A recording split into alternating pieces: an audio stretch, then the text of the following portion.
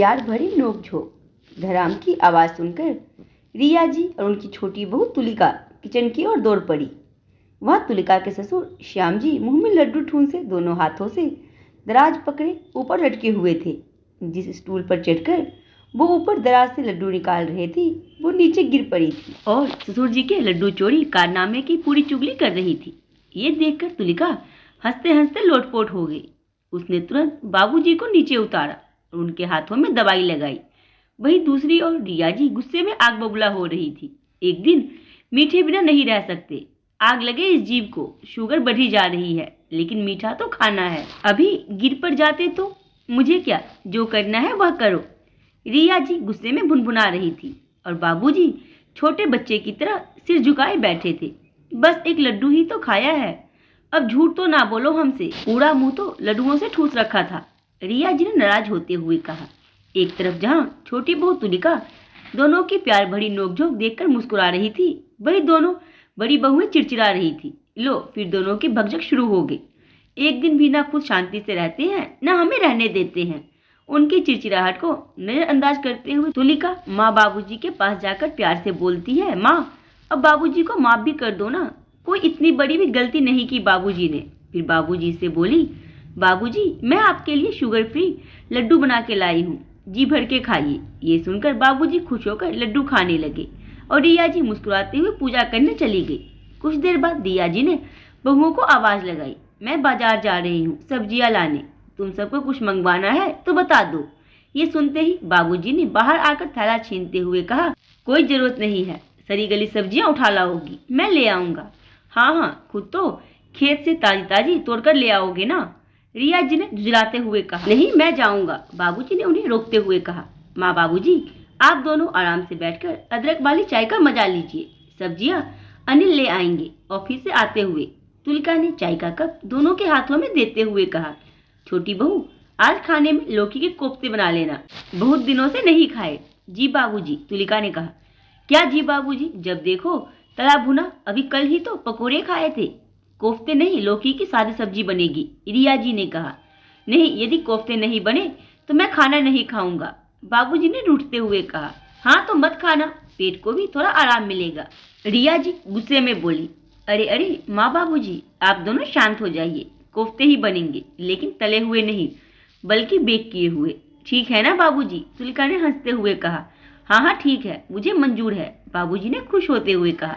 ये क्या तुलिका, खाना तो बन चुका है, फिर तुमने बाबूजी को मना क्यों नहीं किया, जेठानी ने पूछा।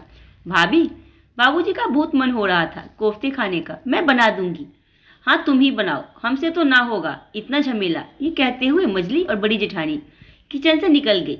तुलिका ने कुछ नहीं कहा, चुपचाप कोफ्ते बनाने लगी। थोड़ी ही देर में उसके कानों में बाबूजी की आवाज पड़ी, मैंने कहा ना नहीं जाना भाभी के यहाँ, पहले कैरम का मैच खत्म करो। जब तुलिका ने बाहर आकर पूछा तो पता चला कि माँ ताई जी के यहाँ जाना चाहती है लेकिन बाबूजी नहीं जाने दे रहे।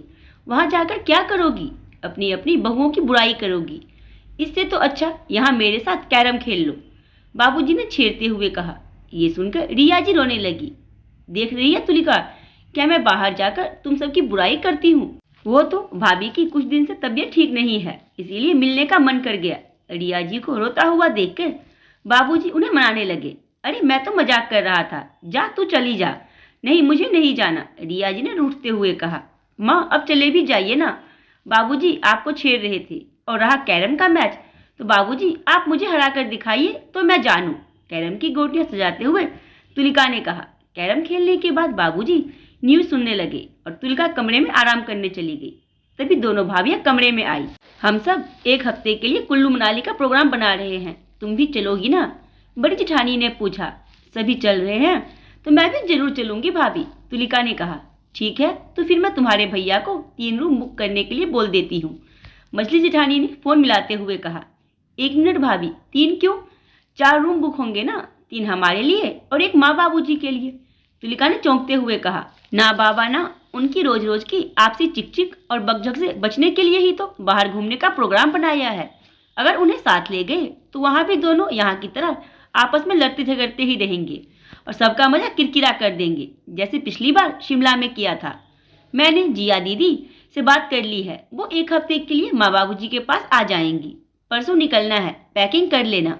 बड़ी जेठानी ने कहा। नहीं भाभी, आप सब घूम आइए, मैं और आपके देवर फिर कभी चले जाएंगे। मैं यहाँ माँ बाबूजी के साथ ही रुकूंगी, जैसी तुम्हारी मर्जी।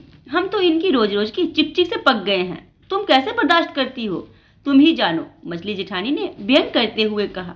भाभी, सिर्फ नजरिए का फर्क है। जो आप सबके लिए झगड़ा है, वह मेरी नजर में माँ बाबूजी की प्यार भरी नोकझोंक है। एक दूसरे के लिए परवाह है। माँ बाबूजी को खाने के लिए इसीलिए टोकती है क्योंकि उन्हें उनकी सेहत की चिंता है। बाबूजी शुगर के मरीज हैं, उनके लिए ज्यादा मीठा और तला भुना खाना सही नहीं है। वही दूसरी ओर बाबूजी माँ को ज्यादा बाजार हाट नहीं जाने देते क्योंकि माँ के घुटनों में दर्द की चिंता सताती है उन्हें। यह मीठी नोकझोंक ही उन दोनों के जीने की, मुस्कुराने की वजह है। याद है जब पिछले महीने माँ को डेंगू के चलते 2 दिन हॉस्पिटल में रहना पड़ा था, बाबूजी कितने गुमसुम और उदास हो गए थे, बल्कि बिल्कुल चुपचाप। मीठे को तो उन्होंने छुआ भी नहीं था, जबकि उन्हें टोकने के लिए आसपास माँ थी भी नहीं। तुलिका ने मुस्कुराते हुए कहा। तभी बाहर से रिया जी की आवाज आई। अरे तुलिका, देख ले अपने बाबूजी को छिप छिप कर हलवाई के यहाँ की कचौड़ियाँ खा रहे हैं।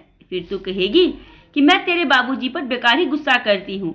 हाँ माँ, आ रही हूँ, कहती हुई तुलिका हंसते हुए रूम से बाहर आ गई। दोनों की नोकझोंक सुलटाने, लेकिन इस बार अकेले नहीं, दोनों भाभियों के साथ। तो आज की कहानी के बारे में अपने भी जरूर दें, और कहानी पसंद आई हो तो वीडियो को लाइक, चैनल सब्सक्राइब और वीडियो को शेयर करना ना भूलें।